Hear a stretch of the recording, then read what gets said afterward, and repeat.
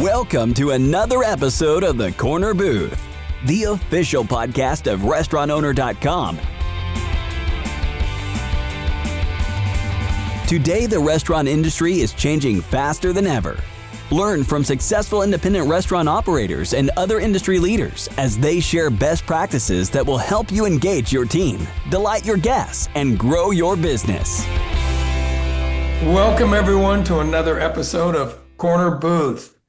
I hope you're bagel ready, because what we're talking about today are those toasty jewels that are more than just for the morning. What we have is the complete story of Barry's Bagels. You might know of them if you are in Ohio, Kentucky, Indiana, Michigan, maybe soon to be in other places. But we have the owner and operator, Mark Greenblatt, with us today. Mark is the operating officer of Barry's Bagels, and we're really, really pleased to have him and to learn more about bagels and to share the story of their success with us. Mark, thank you so much for joining. Welcome to Corner Booth. Thank you so much for having me. Well, I know that the listeners, hopefully they all know that bagels mean much more than those beautiful, crusty, spread cream cheese on kinds of things to get your day started with a good strong cup of coffee, because you've invented them and have been successful with sandwiches and trays and catering and all kind of stuff. So can't wait to hear about the successful use of today's bagels. But before we get into that, let's talk just a little bit about you, if you wouldn't mind. Tell our listeners how you got interested in the industry first.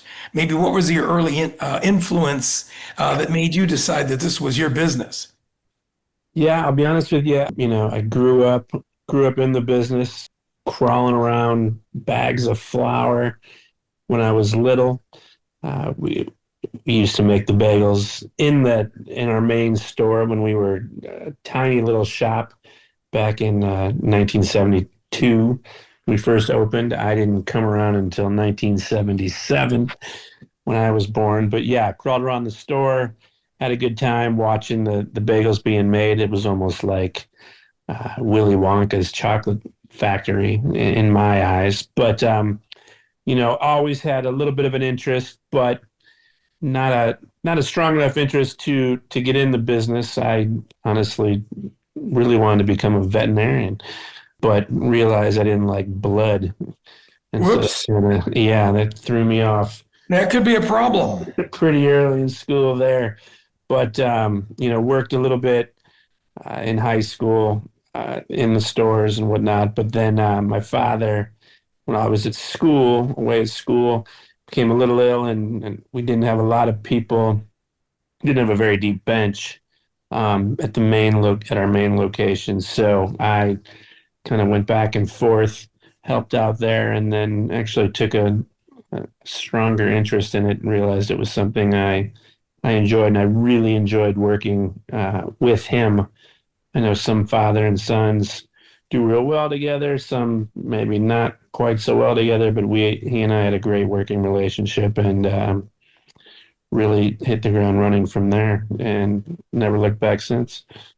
Well, that's wonderful. You're right. We have talked with so many over the years with Corner Booth that were and are, family-run businesses. And it's really good when you see that click where there's a good personal relationship and it can convert also to a successful working relationship. Many people are honest about how that is difficult. And it wasn't a smooth situation, but it's also really, really nice to hear when it is. For sure. So where did we go from there? So now I guess this is like the later 70s, you're working with your father? Yeah, actually really jumped forward. I'm actually only 48 years old. So we're talking now late 90s. I'm working with him. Fast forward to 2008, I took over as president of the company, and was really running the show. We had started to look at expanding out of the Northwest Ohio, Southeast Michigan market. At the time, we had 6 or 7 locations. I had two sisters in the Cleveland area, so my father and I were really looking to expand there next. He had always looked at expanding in Detroit, where he was from, but had some friends that were in the bagel business as well, and never really wanted to get into that market due to the relationship he had with them. So we were looking at Cleveland, found a couple locations that we liked. Um, it was quickly thereafter that when he asked if I was planning on moving to Cleveland, and I said no. I asked him if he was moving to Cleveland, and he said no. And we both had determined that we had run a successful business by being at those businesses, that Sure. that wasn't going to happen. So we had talked about possibly, looking into the franchise side of it.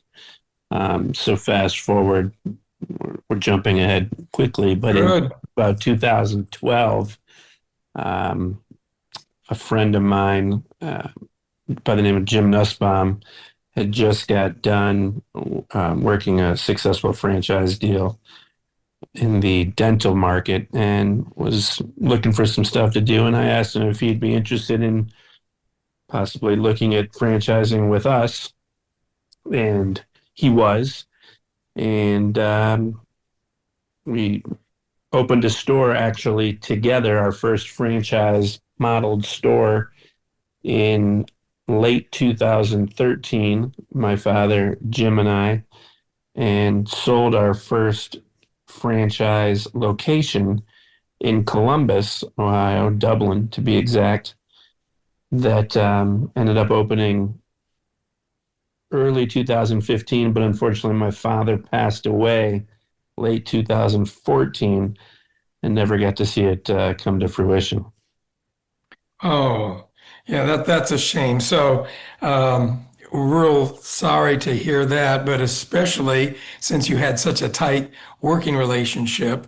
Yeah, And so he passed and was not able to see, I guess, the beginning of what I understand now is a continually growing franchise division. yeah. We have six corporate stores that I own. Two franchise owned stores that Jim and I own, and then another 12 franchises with, believe it or not, roughly 80 stores under development as we speak. So for roughly a little over 100 stores signed under development in different markets throughout the country. Wow, 80 in development. So that's obviously either from initial agreement stage, development. Some probably already have locations. Uh, Correct. am I Yeah. correct? Yeah.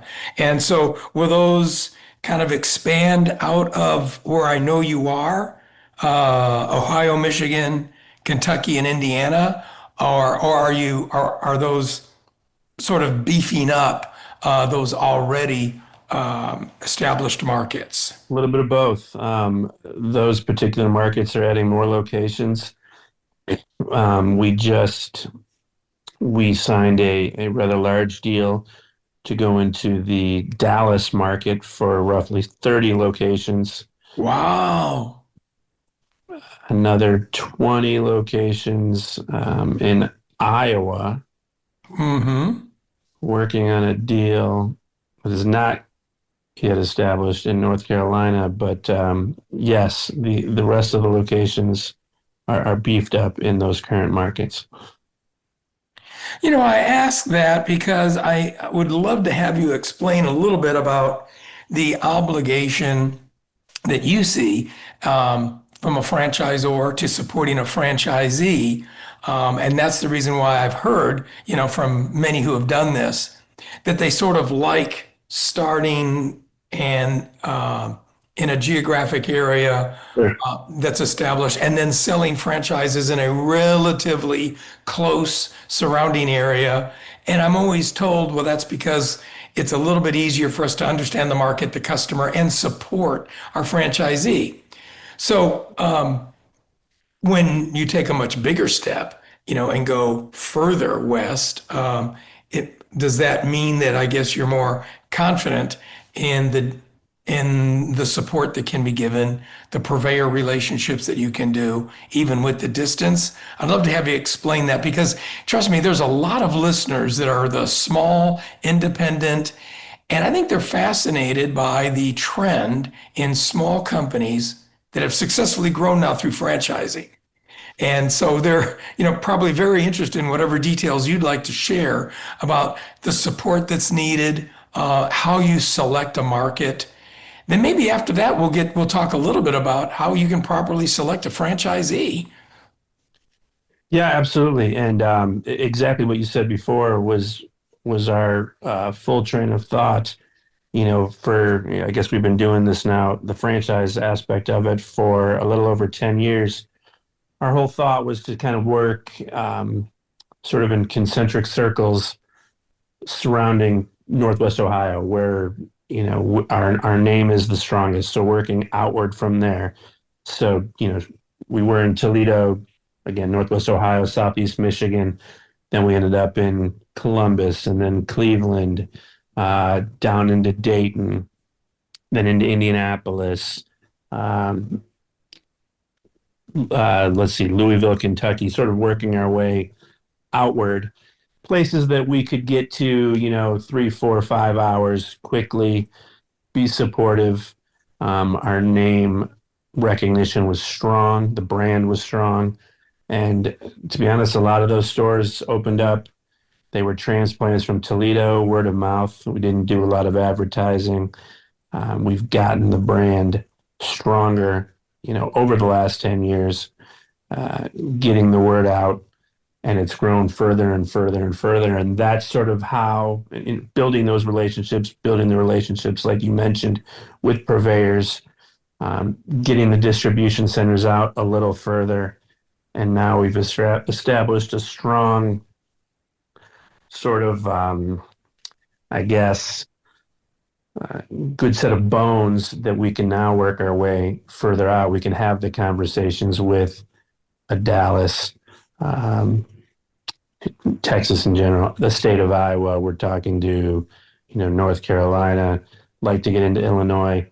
We feel strong that, our product can hold up. Our name has gotten out there, and we can, now be supportive in areas that, maybe we couldn't handle 5, 6, 7 years ago, or even 10 years ago. Got it. That makes sense. Okay, and that was, your initial step. Maybe Sure. describe for us the actual concept, size, style of service, menu offerings, hours of operations, so we get a much better picture of what Barry's is doing. Of course, yeah. So we're not your typical bagel shop. Most bagel shops are, 6 to 2. I think they have the preconceived notion of their bagels, their cream cheese. That's sort of it. We've always really, for the past over 50 years, where I guess we fall into that quick service section of food. We are bagels, fresh baked all day long. We're not the type of shop that bakes a giant batch first thing in the morning and let them ride out. Our hours are typically 6, 7 in the morning till 6, 7 at night. We do a strong breakfast. We do a big lunch. We do a lot of deli sandwiches. We're big with our corned beef, turkey pastrami. We'd like to hit the pastrami sandwiches, like more of a little mini New York based deli. So we do a strong lunch, and we try and hit a pretty big dinner as well. So we hit all facets of the day, and we're sort of an all-encompassing restaurant. We love to service everyone, and all ages, kids, adults, everybody. Great. So I love this bagel, boiled, baked all throughout the day. Is this All something throughout that's the sort day. of visual? We do. for Yeah. the guests to see? Yeah. Our stores are designed with a nice sort of glassed in window where you get to see the baking process. Um, yeah, the boil and bake is really more of an East Coast style bagel, New York style, so to speak. We've tweaked the recipe a little bit. They're not quite as, you know, crispy on the outside as a typical New York bagel. It's sort of a blend of a crispy outside, softer inside. But yeah, you come in each store, take a peek, watch the process. We're a little unique. It's not at every location. We've sort of been selling the idea with these multiple locations for our franchisees of this hub and spoke um, sort of concept now with, find a pretty good location, decent sized store, build out your oven, build out your kettle, and then, open a few possible spoke locations. That would be your hub, spoke locations in some surrounding areas, within 10, 15 minutes where we can bake bagels for those surrounding locations all day long. We pitch it to the franchisee in the sense that the building costs are significantly less. You still get the great fresh product because we're bringing it to the spoke locations throughout the day. And with unfortunately with today's rents, gets a little pricey, so you're able to build out a store significantly smaller, but be in the great locations. So again, imagine it like a true wheel, hub in the middle, Mhm. spokes around. Um, we've sort of figured that you can, build out 1 to 3 or 4 stores for roughly the cost of half. And one hub could probably service what? How many? Like 4 or 5 different spokes, express. Yeah, we're sort of pushing it around 2 or 3. Most like because you get one oven in the store. If you Yeah, really had some big hub and could do 2 ovens, we've seen that in a couple places now. You could probably push it, but we don't want to push the boundaries too hard. To sure. So I like that you can take, the bagel and make really a 3 meal concept out of it. You've got other items, I would imagine, soups and salads to go along with your sandwiches. soup, salads, desserts, we've got everything. We Wow. it's a full meal all day long. Our biggest for breakfast, we're real big with the egg sandwiches. We call them our eggle.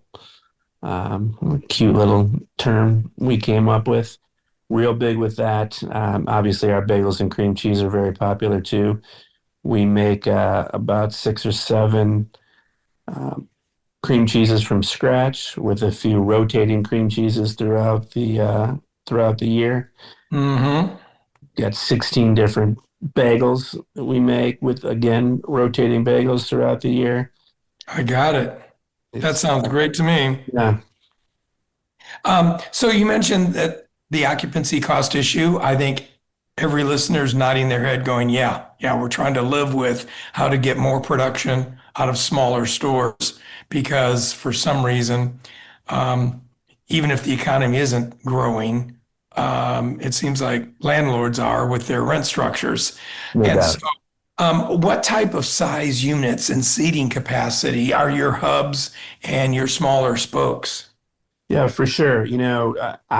I was spoiled and have been spoiled. Being in Northwest Ohio, our rents are pretty fair. But as we've got into these much larger cities, we've seen that rents are significant. And we used to design stores 3,200, 4,200 square feet, but obviously we've seen besides the rents, just the direction in general, really, having a lot to do with, I think COVID pushed it hard too, that, our industry is going really hard towards takeout, really hard towards delivery. Not a lot of people have a ton of time for breakfast and on their lunch breaks anymore. So we've sort of redesigned these stores to be, the hub, roughly 2,500 to 3,000 square feet, with these spokes somewhere between 1,200 to 1,600 square feet, seating, hubs somewhere 25 to 40 people, spokes anywhere, honestly, from 10 to 20 seats. Got it. Are drive-throughs mandatory? Or do you have many, or do you have some units that are drive-throughs or no? We actually had one drive-through, but the landlord sold the building, so that store is being relocated. We are looking at drive-through concepts. We currently do not have any yet. Um, it's something we are actively pursuing. Our food is made to order, so it's a little bit time consuming. So we're working on a sort of a drive-through esque Sure. menu, because we don't have. I don't like to pick on drive-through restaurants, but we don't have Big Macs sitting on a shelf. So Sure. yeah, But I bet that you do have maybe an online ordering program that is working, or maybe you can share with us what percentage of your sales are curbside pickup or even third-party delivery. Does that happen? yeah, right. So curbside, we don't have any curbside anymore. Curbside we used to run during COVID because we sort of made curbside pickup. Our most of our Mhm. stores are kind of in line in the middle of shopping centers. Online ordering is huge for us. I mean, boy, we used to be probably, I think we looked at our numbers last, we were 70-30 dine-in prior to COVID. Now we're almost 80-20 takeout slash delivery. Third party went huge for us after COVID. As a brand, we were doing Yeah. we were doing roughly $10,000 in curbside. I'm sorry, in third party delivery. Now, last year we did well over $1 million uh, in That's just just in third party. incredible. It is incredible, and it's a testament to those. But yes, we do have online ordering through our own website, berrybagel.com, and it's huge for us, and it's huge for the people again that don't have the time like they used to. They hop on their phone, hop on their computer, order, pick the time they want. We have designated spots at the end of the counter. God willing, if we're on our game, the order's ready. They can come down, pick it up, Yeah. or we'll deliver it to them. And it's a great way today to beat the lines. And it's sort of something you have to do today to keep up with everyone else, because it's the wave of the future. It's really not the wave of the future. It's the wave of now. You Yes. have to have it. Yes, no, I totally hear that. That it is. It's just an expectation. Yeah, Convenience. Being able to just order online, do a quick pickup, call your favorite third party, have it arrive at your home. This is just a way of life. it is. Does it bleed into what I think might be the natural next step, which is larger packages, lunch deliveries to offices, morning trays for, say, morning meetings? Do you get a lot of that? Yeah. So a huge part of our business, really corporately, my stores that we're trying to grow heavily into the franchises is catering. We actually one of the pitches that we throw at our franchisees and prospective franchisees is that I think sort of sets us apart from other franchises is we offer three revenue streams. We have the retail, obviously the in-store retail, the catering, which is another revenue stream that I'll speak about in a moment, and then our third is wholesale. So wholesaling bagels, which is a big revenue stream for us. We run a third shift in two of our corporate stores. one in Toledo, Ohio, one in Ann Arbor, Michigan. We supply multiple hospital systems. We supply multiple universities, um, multiple mom and pop shops, little coffee shops, whatnot. But it's a huge business for us. We, if we can sell bagels, I mean, bagels are our core product. If we can That's sell bagels, interesting. Yeah, that's kind of interesting. The idea of the wholesale to, like you said, to universities, other yeah. schools, hospitals, but even other small bakeries. Small bakeries for sure. We lots of coffee shops, little independent stores Right. that would like to serve a fresh product. We're happy to, sell it to them and let them, you know, put their name on it. We're happy to sell it to them and let them recognize our name if they'd like. It's a good selling point for them. We're indifferent. We're happy to sell them whatever they like. If they want to buy our bagels, we're happy. Um, but that's to sell a fresh, and again, they're buying a fresh baked product that we're delivering to them daily, as opposed to buying a frozen product that they have to thaw and serve, and there's nothing wrong with it, but to advertise a fresh baked product that was made today that you're selling, so those people aren't leaving that coffee shop, so to speak, and going somewhere. Now, granted, we'd always love them to come to our stores, but you know, everybody wins in that scenario. We're selling the bagels. They're happy. Everybody's happy. Sure. Well, and I think, that in other instances, we're seeing that the public has sort of redefined value. Value in our, industry years ago basically used to mean cheap. A value meal just meant we were shopping for price. But I've heard Correct. from many people, and I can't wait to get your opinion on this, that the users seem to be redefining value really as worth, not so much cheap, but it's like, is this worth the decision I made? Is this worth my time? Which gives us that opportunity to charge just a teeny bit more if they can tell that the product is worth more.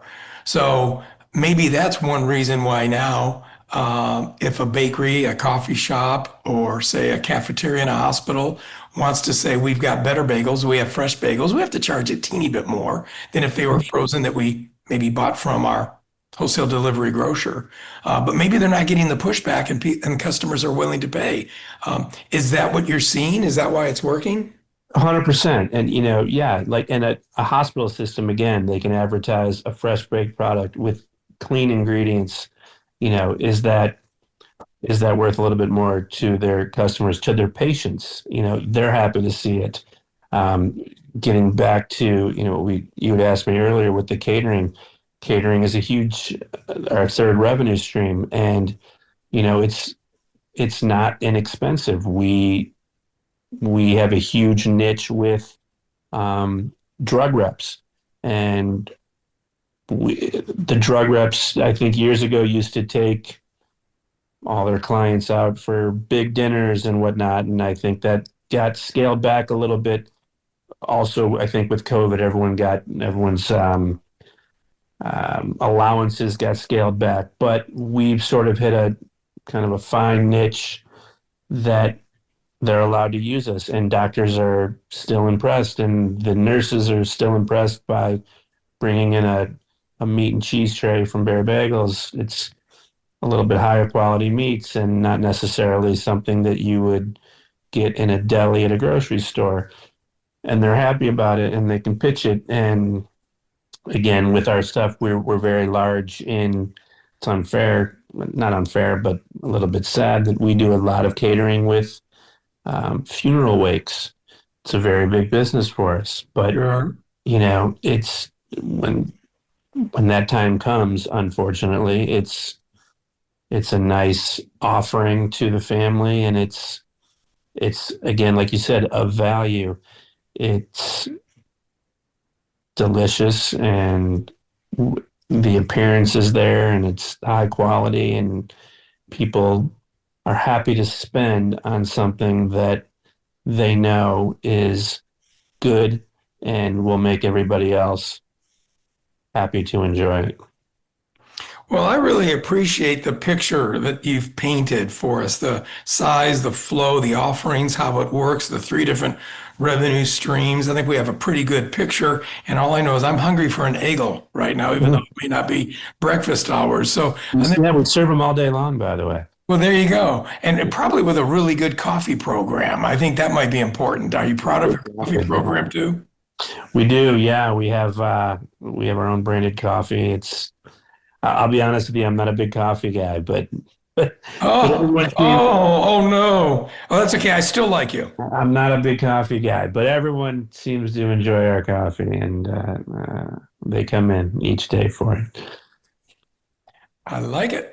Okay, well, listen, if you wouldn't mind, let's shift back to telling our listeners a little bit more now about the franchise process. How do you, since you've got so many under development, and for 10 years now, you've been successfully growing through franchises.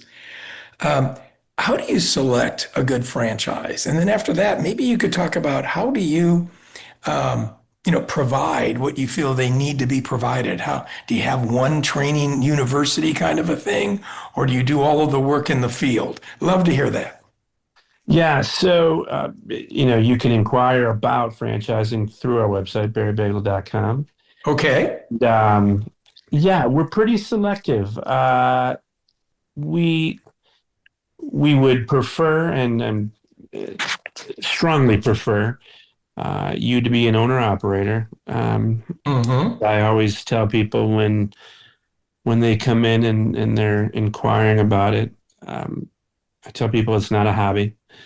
Um, I know that there are plenty of franchisors out there that build portfolios that have, multiple brands and chains and whatnot. And I get it at a certain point. You can be that big and you have strong operators, but to start with us, we'd like you to be an owner operator. It's worked. It's worked for me. I've seen it work. So um, that's how I feel it's going to work for you. So if you plan on working the business, we're happy to continue talking to you. We'll bring you in if that's the case. We'll bring you into Toledo. We'll sit you down. We'll talk to you. If it's something that seems viable, we'll work with you. Work with the town that you're interested in. We typically like to sell area development agreements. Especially out of market, with our distribution and the purveyors, it's a little tricky to get too far out for one location. Yeah, There's an I get it. agreement out there for multiple locations. It's a little easier to get that going. And then, yeah, if it progresses and everything goes well and the deal is done, we bring you to Toledo, bring your team to Toledo for training. That's sort of our university back here. And when the store progresses and it's ready to rock, we then flip it and send our team out to said location, and we're out there for however long it takes to get the store rocking. We do all the site locations. Previous to that, we will work with a commercial real estate agent in that city. We'll narrow it down to specifics. We're obviously we'll listen to the prospective franchisees, see where they want to be. We'll put our 2 cents in. We'll listen. Um, we'll veto whatever. We're not dictators, but we think we know where you should be, and Okay. we don't want you to make the wrong decision. So we'll make sure it's the right spot, and when it is, we'll give you the green light and try and be as collaborative as possible with you. Got it. I like that. I guess if you're fairly selective up front, better to have maybe fewer but people that you feel are the right fit rather than have many and then have a difficult relationship. Uh, I get it. They come to you, their team needs to go through a set training, but then you have a field team that'll help them select their staff and assist with the opening training. And then I imagine after they're open, how does the relationship, the ongoing relationship work? Is there a support team that works in the field to visit, to assess, to assist? And then the second part of that question is, do the franchisees have like sort of a little advisory committee that gets to meet with you routinely to review questions, issues regarding ops and marketing? Yeah, so we to the latter, we have a head of marketing. We actually have a head of advertising. As far as our team goes, currently it's pretty small. It's myself, it's Jim Nussbaum, who I mentioned earlier. Hmm. He really is the head of franchising. Um, you get to meet with him the most, but we you get both of our cell phones. We come out. We're constantly in contact. We are the ones currently continuing once you open to come out, typically bi-monthly. Um, we speak weekly, sometimes daily, with everybody. We are in constant contact. I mean, it's my dad's name. I want it everywhere, but I also want to make sure that it's fabulous everywhere. So we've tried to stay small as a unit. We realize there are now a lot of stores potentially opening sooner Yes. than later, and we are actively looking to grow our team, but we are still very tight knit and keeping it tight and working it all ourselves. That is the balance, isn't it? I guess I've heard that from others, and actually in my prior experience working with both franchisors and franchisees, is there's that balance. The franchisee really isn't employed. It's not like you're talking to your own managers and directing Yeah. them like you would your own store. They're their own company, but yet at the same time, it is your brand. Yes. Both have to win. You're doing this to build brand value. They're doing this because they want to run a successful company and make money. So Absolutely. yeah, that is kind of the ongoing balance. Yeah, it is an ongoing balance. And I mean, we want them to be as successful as they want to be successful because we only go as far as they go. And so it's in our best interest to be on top of them and to guide them and again be as collaborative with them as possible, but also um, you know, show them the right way and be there whenever they need us. Is this the type of concept that you think either a franchisee or maybe you could, from a corporate point of view, um, operate in non-traditional locations? By that, I mean the growing trend of seeing good local brands in arenas, stadiums, downtown parks, airports, instead of just, national brands all of the time. And I'm wondering if that's something that might be on your list of consideration. Yeah, we've sort of done that currently. We have like this sort of Berry Bagel Express. We have a couple of them in some hospitals, sort of kiosks. We have Okay. a smaller location. There's a um, arts and science museum located here in Toledo, Ohio, that we are currently in. So it's got a scaled down menu uh, and limited hours. But yes, we've toyed with the idea of parlaying from that to possibly airports, like you mentioned, arenas.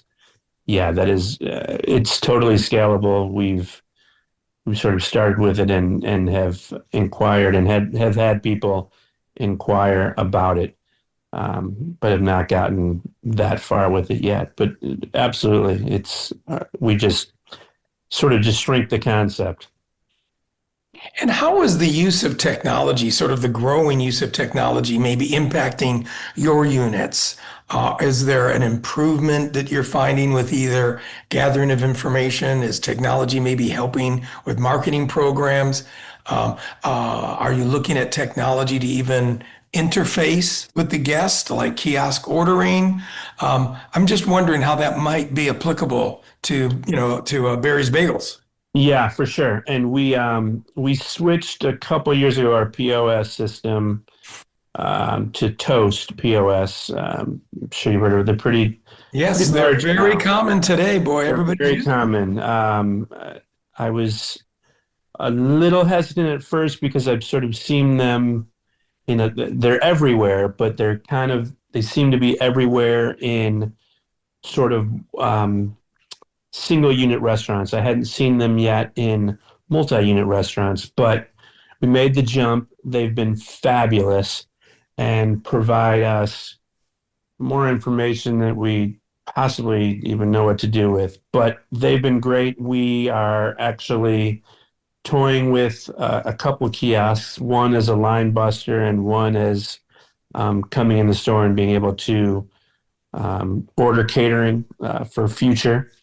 Okay. Uh, they are looking to integrate with our app that currently they do not yet, but they were a little behind there, but they're almost there. So we're looking to integrate as far as the app goes. They do fabulous marketing, emails, whatnot, push notifications. The technology is ever growing and tells us everything and anything we need to know. It's great for the franchisees. We can pull usage numbers, labor, everything. It's all in the cloud. We can get it. It's on the fly, time based, by the second. Yeah. It's actually incredible. It's wild. So, how are you adjusting? I know you mentioned a little bit about this earlier with things like size of store, because you're concerned, obviously, about operating costs and initial, opening costs. But what are the other, I guess, industry challenges, whether it's product costs, labor shortage? What are the other couple of things that you have to spend your time on because they are, bothersome? Yeah, today, labor is still a little bit of an issue. It's significantly better than it was, but always looking for help everywhere, especially good help. Today, probably the biggest concern is cost of goods. I think everyone would probably say the same thing. Whenever we think we've got it nipped, there's always something from bird flu or tariffs or what, anything and everything. A natural disaster Mhm. always seems to affect every sort of cost of goods. Beef prices are through the roof right now, so it's a seesaw. You never want to be constantly raising prices. You don't want to price yourself out of the market.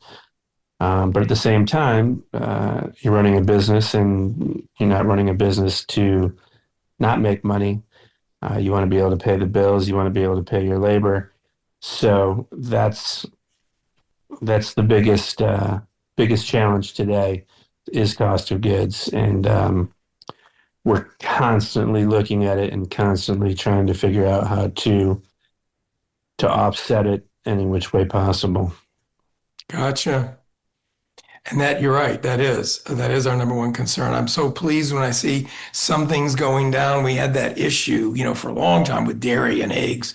Well, that seems to be getting better, but you're right. Now we're all concerned about beef.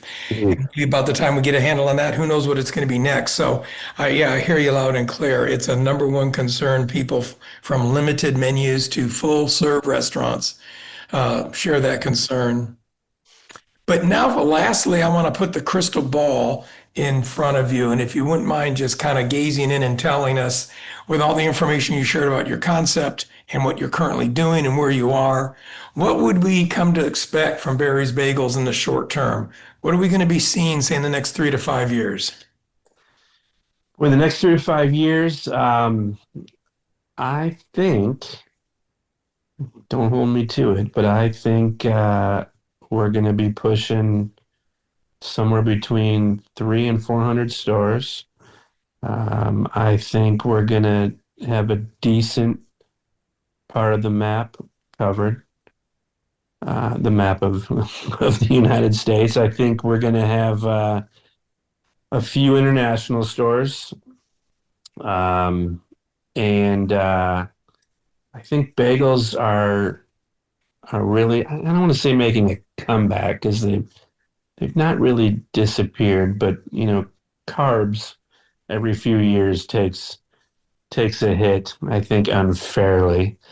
Uh, but bagels seem to be on the uptick, and I think they're going to be a force, not just for breakfast, but again, I think all day long, bagels are going to be real popular in the next handful of years, and I hope we're going to be in the forefront of that.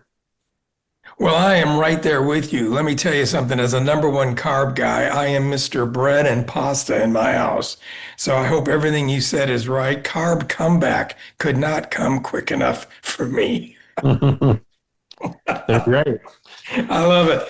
Hey, listen, everybody. We have been hearing all about bagels, and we've been hearing about growth, and we've been picking up some really good tips on meeting today's industry challenges, all from Mark Greenblatt of Barry's Bagels. Now, as we know, Mark's not a big coffee guy, but he's a really, really big how to do well with bagels guy. So if you're into bagels, not just for breakfast, lunch, dinner, catering, wholesaling, and if you're interested maybe in taking this brand and doing something with it, sounds like I'd go to the website. Isn't that the best place to go learn more about you and franchising? It is berrybagels.com. Yeah, it's where you can find out anything about everything about our company and our great product. Mark, thanks again for joining us on Corner Booth. And for everyone else, listen, I want you to go out and make it a great shift. And hopefully we will cross paths again on another Corner Booth real soon. Thank you for joining us on the Corner Booth. We'll be back next Tuesday with more inspiration, insights, and industry best practices to help you engage your team, delight your guests, and grow your business.